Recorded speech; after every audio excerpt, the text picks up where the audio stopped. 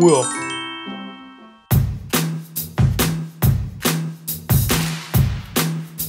안녕하세요 여러분들, 테크노파우루스의 티라노입니다. 얼마 전에요 이 갤럭시 S22 여기에 이제 고스 이슈가 터지면서요 같이 굉장히 말이 많았었던 게 여기에 들어간 스냅드래곤 8 제논의 성능과 발열 그리고 또 전성비였죠. 근데 사실은 뭐 그동안에 이제 애플은 뭐 자체 칩셋이니까 논의라고 한다고 쳐도요 안드로이드 진영에서는요 물론 뭐 AP는 여러 군데서 만들어지는 건 분명히 맞긴 맞지만 사실상 스냅드래곤을 대체할 만한 제품은 아직까지는 없다. 요게 이제 정설이었었죠. 물론 뭐 스냅드래곤에도 약간 그 흑역사 같은 것들이 있긴 있습니다. 8 제논 바로 전에 나왔었던 888에서도 온도 때문에 굉장히 말이 많았었고요. 또 활용 810 요거는요 진짜 나왔을 때 어마어마하게 욕을 많이 먹으면서요 동시대에 나왔었던 엑시노스 7420 요런 것들이 이제 상대적으로 조금 좋은 평가를 받았었던 것들이 중간중간에 있긴 있었지만 안드로이드 진영에서는 스냅드래곤을 대체할 만한 AP는 아직까지는 없다. 요게 저뿐만 아니라 대다수가 생각하는 기준이었어요. 그런데 여러분들 플래그십 AP를 생산을 하는 회사 중에서 미디어텍이라는 회사는 들어보셨습니까? 지금 여러분들 모르는 분들이 태반이죠. 사실요 미디어텍이 뭐 점유율로 따지면은 솔직히 그렇게 무시할 만한 회사는 분명히 아니긴 하지만 대부분 이제 미디어텍에서 출하를 하는 AP가 저가형 AP에 초점이 맞춰져 있기 때문에요 그 뭐랄까 미디어텍의 플래그십 AP를 스냅드래곤 플래그십 AP에다가 갖다 붙인다. 요거는 아직까지는 조금 말도 안 되는 얘기. 잘 모르는 소비자가 봤을 때는요 미디어텍? 이건 뭐 듣보잡 AP를 갖다가 넣어놨냐? 요렇게 생각을 할 수 있는 부분이었고요. 그런데 여러분들 요 구도가 얼마 전부터 금이 가기 시작을 했습니다. 퀄컴의 스냅드래곤 8 제논의 대응으로 만들어진 디멘시티 9000 요게 스냅드래곤보다 성능, 발열, 그리고 전성비가 더 좋다 요런 벤치들이 돌기 시작한 건데요. 자 그래서 진짜 이거 자꾸 이렇게 중고 처분 안 되는 거 사면 안 되긴 하는데 오늘은 디멘시티 9000이 탑재된 중국발 스마트폰 K50 프로라는 제품을 가져왔습니다. 자 오늘은요 요 녀석이 여러분들이 궁금하신 분들이 굉장히 많길래요 중간에 다른 리뷰를 하다가 갑자기 요거를 찍는 거라서 세밀하게 분석까지 해볼 시간은 없을 것 같고요. 간단한 개봉기 그리고 여러분들께서 가장 궁금하실 내용 벤치, 온도 그리고 전성비 정도만 알아볼 거고요. 나머지 이제 기기 완성도나 통신, 뭐 게임 퍼포먼스 같은 것들은요 반으로 딱 나눠서 2부에서 다시 한번 다뤄드리도록 하겠습니다. 자 여러분들 준비하시고요. 바로 시작합니다. 일단 이거 까라가 나오는데? 야 젤리 케이스 얘네는 아직도 이런 걸 주네? 야 해자구만. CPU 케이스 이렇게 하나 들어가 있고요. 설명서 한 장이랑 심 트레이 핀 여기 같이 들어가 있고 제품은 잠깐 치워놓고 야 충전기가 들어가 있는 것도 굉장히 놀라운데 120W 충전기가 이렇게 들어가 있고요. 그리고 케이블 두께 보세요 여러분들. 야 대단한데? 거기다 플러스 단자가 C타입이 아니고 USB A to C 타입 케이블이 하나가 동봉이 되어 있습니다. 근데 약간 디자인이 전작에 비해서는 살짝 좀 퇴보한 것 같다. 전작이 이제 K40, 포코 F3랑 지금 비교를 해보면은 하우징이나 뭐 이런 것들은 거의 똑같이 생긴 것 같긴 한데 요 후면 카메라 디자인이 조금 바뀌었죠. 여기 이제 1단, 2단 해가지고 카툭티가 진짜 어마어마하게 크고요. 프레임은 지금 뭐 절연대 없는 거 보니까 플라스틱인 것 같긴 하는데 요 질감 도장을 해놓은 거랑 생김새 자체는 굉장히 좀 알루미늄스럽게 그런 식으로 마감이 되어 있습니다. 자 그 다음에 후면은 그냥 유리, 고릴라 글래스 아닙니다. 그냥 유리예요. 그리고 전면은 고릴라 글래스 빅터스 적용이 되어 있고요. 이렇게 이제 우측에는 볼륨 업다운 버튼, 지문 인식 센서가 달린 전원 버튼, 상단에는 마이크랑 IR 센서, 그리고 스피커, 그리고 하단에는요 듀얼 심은 지원하는데 SD 확장은 지원하지 않는 심 트레이, 마이크, 그리고 USB 타입C 2.0 포트, 마지막으로 스피커가 이런 식으로 위치해 있습니다. 자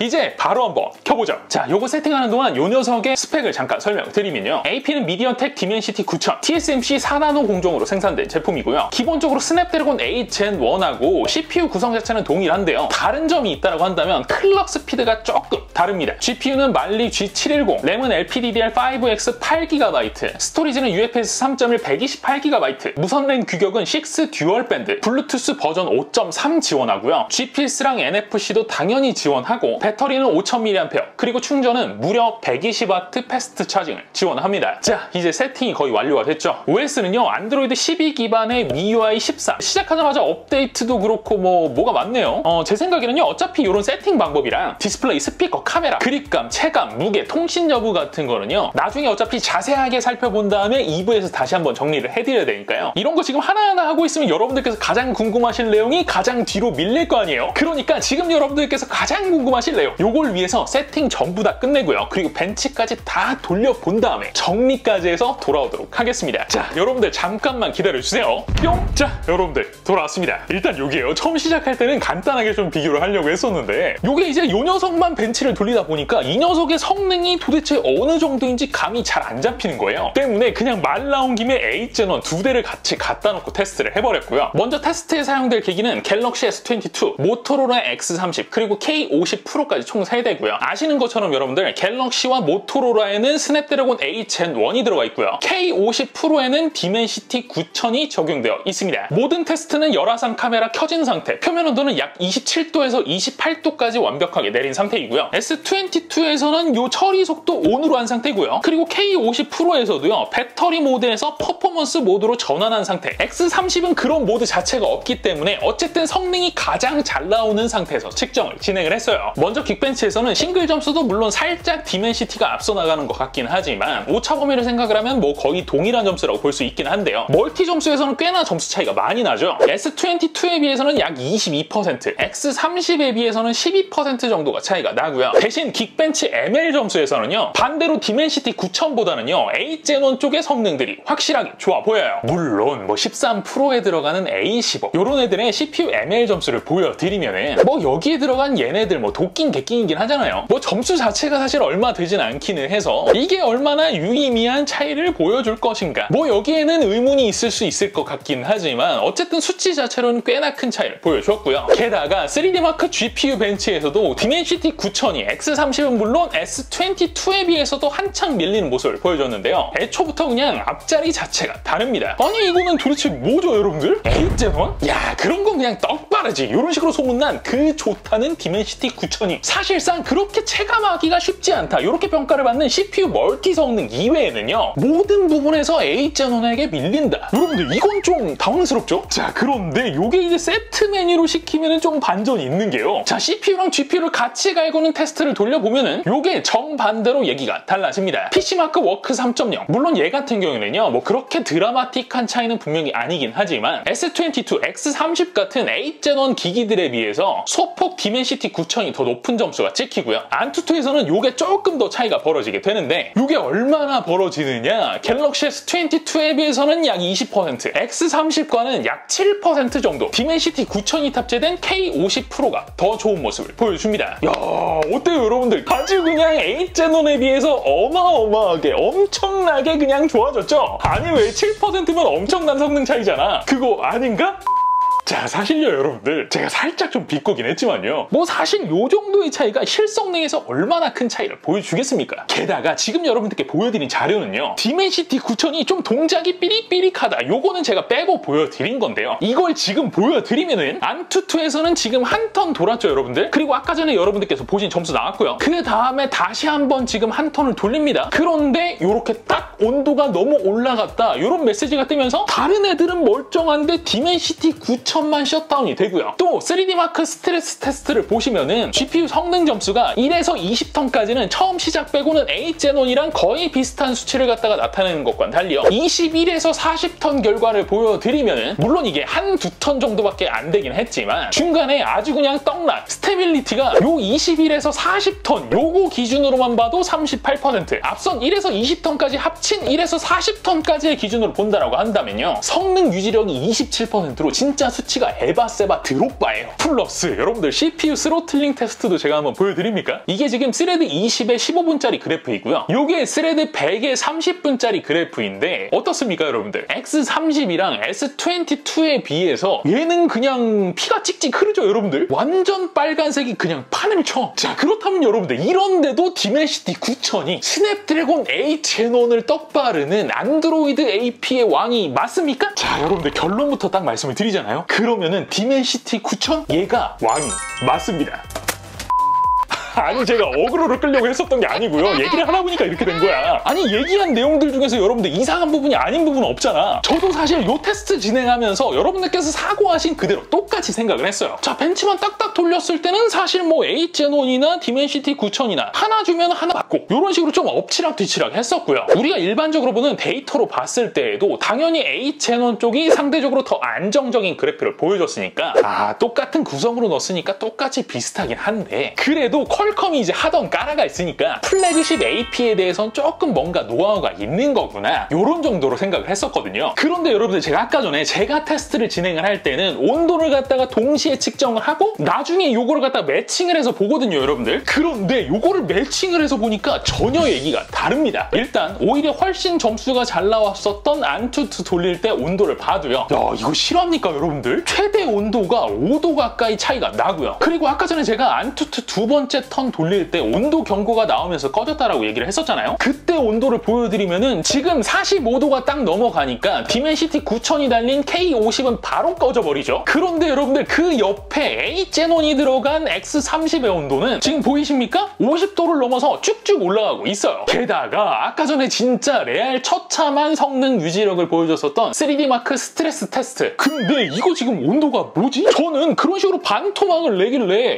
요거는 온도 때문에 스로틀링을 갖다가 미친 듯이 걸어가지고 이런 식으로 떨어뜨렸구나, 온도가 미쳐 날뛰는가 보구나, 이런 식으로 생각을 했었는데 H제논보다 온도가 3도 정도 오히려 더 낮아요. 아니 이거 GPU 온도 리밋이 도대체 뭐야 이거? 게다가 CPU 스로틀링 테스트를 할 때도 마찬가지로 다른 애들에 비해서 얘가 훨씬 미친 듯이 스로틀링이 걸렸지만 역시나 3도 정도 더 낮은 온도를 보여주고요. 여러분들, 더 놀라운 거는요, 아까 우리가 얘 스로틀링 색깔을 보고 이 정도면 이제 망했구나, 점수 이제 망한 거구나, 요렇게 생각을 했었잖아요. 그런데 여기 아래 점수를 보세요. 아니 그러니까 이게 여러분들 무슨 뜻입니까?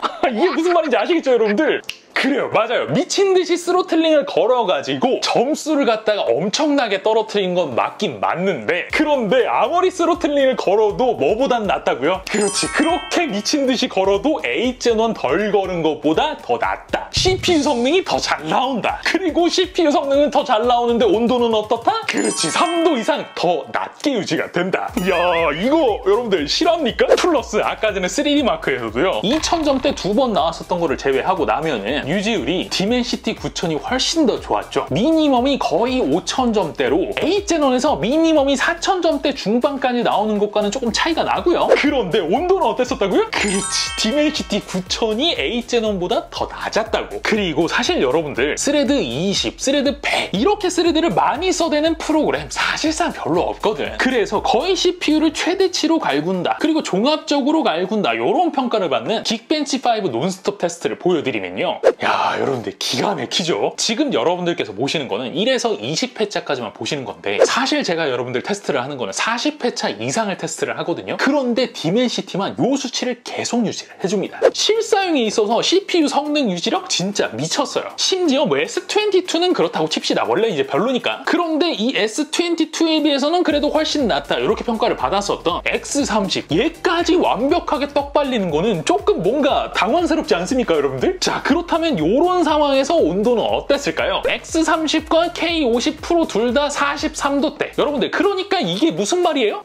맞아요. 동일 온도 기준으로 봤을 때는 H제논과 디멘시티 9000이 비교할 수 있는 수준 자체가 아니고요. 심지어 아까 전에 CPU 스로틀링 테스트, 거기 점수 기준으로 보더라도 디멘시티 9000이 H제논에 비해서 CPU는 더 낮은 온도에서 더 좋은 성능을 낸다라는 거고요. GPU는 물론 H제논에 비해서 피크 점수는 조금 딸리는 건 분명히 맞긴 맞지만 중간에 훅훅 떨어지는 몇 번을 제외하고 나면은 유지력에서는 오히려 디멘시티 9000이 더 낫다. 더 낮은 온도에서 더 꾸준한 성능을 낸다, 이렇게 볼 수가 있는 거예요. 자, 그리고 여러분들, 눈썰미가 좋으신 분들 같은 경우에는 요쯤 되면은 이제 눈치를 채신 분들도 계실 텐데요. 제가 요거 처음 테스트를 진행을 할 때 전부 배터리를 100에다가 맞춰놨고요. 이 세 마리 한 개도 다를 것 없이 똑같이 테스트를 진행을 했고요. 똑같은 횟수로 반복을 했습니다, 여러분들. 그리고 뭐 생각해보니까 얘 같은 경우에는 배터리 용량도 다르고 디스플레이 사이즈도 다르잖아요, 여러분들. 그렇기 때문에 얘는 노네라고 한다라고 하더라도요, 이 X30 같은 경우에는요, 아주 공교롭게 배터리가 5000mAh. 야, 그런데 K50 프로도 5000mAh네? 게다가 제가 밝기도 맞췄습니다, 여러분들. X30은 95%에 422니트, K50 프로는 100%에 432니트입니다. 그러니까 얘랑은 이제 비교할 거리가 되는 거죠. 자, 요렇게 해놓고 얘들 테스트가 전부 다 끝났을 때 남은 배터리 용량이요, 이 K50은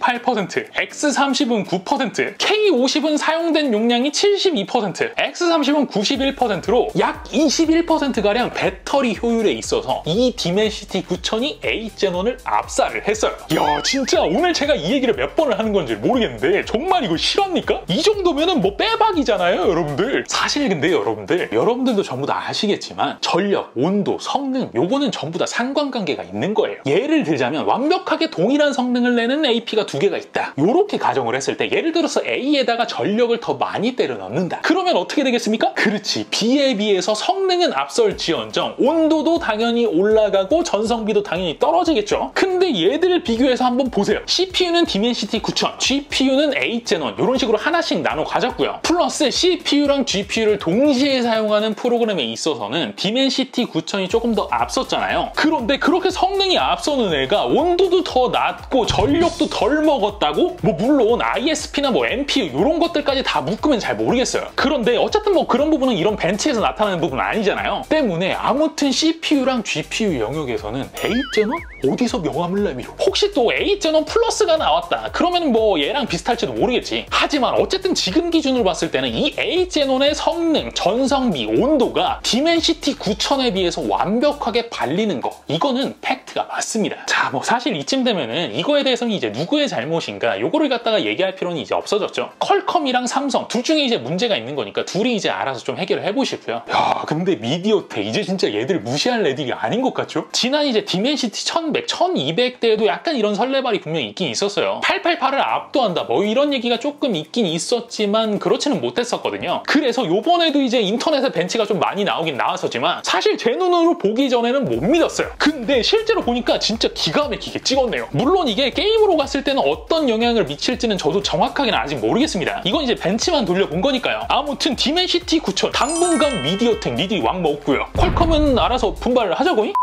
요 녀석 이제 게이밍으로 노리시는 분들 굉장히 있을 것 같긴 한데 제가 2부에서는요 요 녀석에 대해서 디스플레이, 뭐 스피커, 통신이나 게임 성능 같은 거 좀 더 자세하게 알아봐 드릴 테니까요. 얘가 뭐 급하게 살 가격의 제품은 아니잖아. 지금 뭐 세일 기간도 아니고요. 그러니까 조금만 기다렸다가 2부까지 전부 다 보시고 구매를 결정을 하시길 바라겠습니다. 오케이?